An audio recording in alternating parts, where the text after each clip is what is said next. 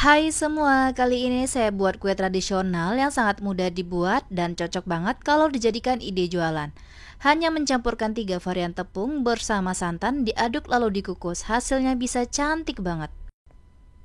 Saya buat kue lapis tepung ketan yang simple dan anti ribet tanpa berlapis-lapis, tapi hasilnya tetap cantik dan rasanya enak banget. Tekstur kuenya sangat lembut, kenyal dan tidak keras sama sekali, rasanya enak dan gurih banget. Kalau udah coba, pasti ketagihan. Cocok banget dijadikan ide jualan ataupun cemilan bersama keluarga. Yuk langsung aja kita buat sama-sama.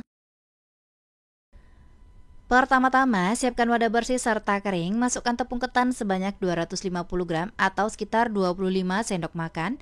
Tambahkan tepung beras sebanyak 200 gram atau sekitar 20 sendok makan. Tambahkan juga tepung terigu sebanyak 100 gram atau sekitar 10 sendok makan. Selanjutnya saya menambahkan gula pasir sebanyak 300 gram atau sekitar 16 sendok makan, garam setengah sendok teh, serta vanili sebanyak setengah sendok teh.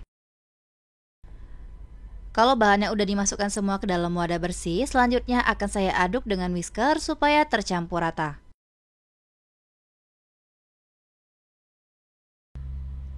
Kalau bahannya udah rata dan tercampur semua, selanjutnya masukkan santan sebanyak 1300 ml. Saya masukkan secara bertahap sambil diaduk dengan whisker sampai tercampur rata. Dan pastikan tidak ada bahan yang bergumpal ataupun bergerindil ya teman-teman. Di sini saya menggunakan santan segar yang saya dapat dari 2 butir kelapa yang udah tua, saya kupas dan peras airnya.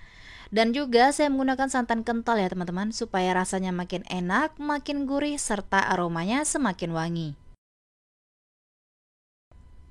Supaya kuenya lebih awet dan tidak mudah cepat basi, boleh kok santannya kita panaskan terlebih dahulu dan biarkan dulu dingin di suhu ruang, baru santannya boleh digunakan. Kalau tidak ada santan segar di rumah, boleh kok diganti dengan santan instan yang ditambah dengan air. Tapi pastikan santan instannya lebih dominan ya dibanding dengan airnya. Dan kalau udah rata dan tercampur semua, saya bagi adonan menjadi 2 bagian.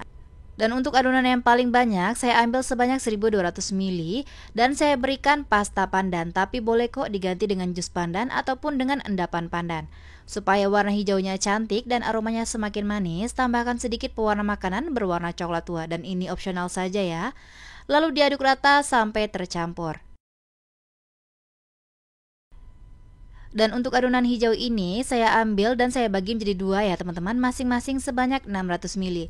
Nah hijaunya cantik banget ya kalau udah rata. Dan untuk adonan yang sedikit saya ambil sebanyak 600 ml dan biarkan original tanpa diberikan pewarna apapun.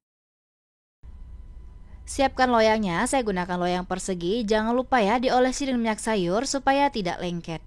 Nah jangan lupa juga untuk adonannya disaring terlebih dahulu supaya tidak ada bahan yang bergumpal ataupun bergerindil. Kalau setengah dari adonan hijau ini udah kita masukkan, selanjutnya kita kukus kuenya ya teman-teman. Pastikan kukusannya jangan lupa dialasi dengan kain bersih supaya uap panasnya tidak menetes dalam adonan. Dan pastikan juga menggunakan kukusan yang sudah panas serta airnya mendidih. Akan saya kukus menggunakan api kecil aja, dikukus selama 20 menit sampai set. Setelah 20 menit, lapis hijau yang pertama sudah set dan kita buka tutup kukusannya. Dan selanjutnya saya masukkan adonan yang berwarna putih. Jangan lupa ya untuk diaduk-aduk terlebih dahulu supaya tercampur rata. Nah untuk adonannya ini dimasukkan sedikit demi sedikit ya secara perlahan-lahan supaya dia mulus dan rata. Dan selanjutnya baru kita masukkan untuk adonan yang paling banyak. Ini perlahan-lahan ya teman-teman supaya adonannya tidak bergumpal. Kalau adonannya udah kita masukkan semua ke dalam cetakan, selanjutnya kita kukus kembali dengan api kecil selama 20 menit sampai set. Setelah 20 menit untuk adonan lapis kedua yang berwarna putih sudah set, kita buka tutup kukusannya dan selanjutnya kita masukkan adonan yang terakhir, lapis yang berwarna hijau. Dan sebelum dimasukkan, adonan wajib banget diaduk-aduk terlebih dahulu supaya tercampur rata.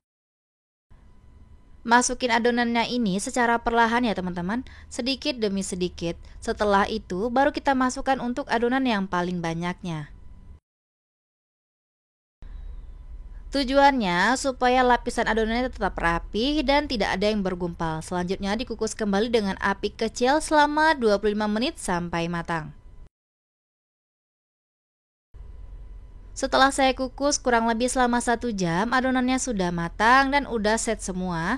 Keluarkan kue dari kukusan dan ini biarkan dulu dingin di suhu ruang supaya kuenya agak sedikit mengeras dan memadat. Karena kalau masih panas tekstur kuenya sangat lembut dan sangat sulit dikeluarkan dari cetakan. Setelah saya diamkan beberapa jam di suhu ruang, kuenya udah dingin dan teksturnya sudah sedikit memadat dan agak keras. Lalu saya keluarkan kue dari cetakan. Dan kuenya terlihat mulus ya teman-teman. Siapkan pisau potong kuenya, jangan lupa untuk dialasi dengan plastik wrap ataupun diolesi dengan minyak sayur. Tujuannya supaya tidak lengket ketika kita potong kuenya. Nah, ketika saya potong kuenya, terlihat ya kuenya ini teksturnya sangat lembut banget. Dan bisa terlihat kuenya juga matang merata, lapisannya juga rapi, dan permukaan atasnya ini tidak bergelombang ataupun pecah-pecah ya teman-teman. Karena kita mengukus kuenya menggunakan api kecil, jadi bagian atasnya akan terlihat sangat mulus. Nah, untuk teman-teman yang pengen jualan dengan resep ini, boleh banget, pasti laris manis. Karena dari satu resep ini menghasilkan 30 slice potongan kue lapis dan ini tergantung teman-teman memotongnya ya. Untuk tekstur kuenya ini sangat kenyal, legit dan lembut, tidak keras sama sekali. Perlapisannya juga rapi ya teman-teman, matang merata, warna hijaunya juga cantik banget serta aroma pandannya ini berasa banget. Untuk rasa kuenya ini dijamin pasti enak banget. Manisnya pas, gurih santannya berasa banget karena kita menggunakan santan kental, teksturnya juga sangat lembut, legit dan lumer banget. Kalau udah coba, pasti ketagihan. Resep ini rekomen banget teman-teman cobain di rumah karena membuatnya sangat mudah dan anti gagal. Kue ini juga cocok banget dijadikan cemilan untuk keluarga tercinta, dijadikan suguhan saat ada acara, ataupun dijadikan isian snack box. Terima kasih sudah menonton video saya, semoga bermanfaat, selamat mencoba, sampai jumpa di video selanjutnya.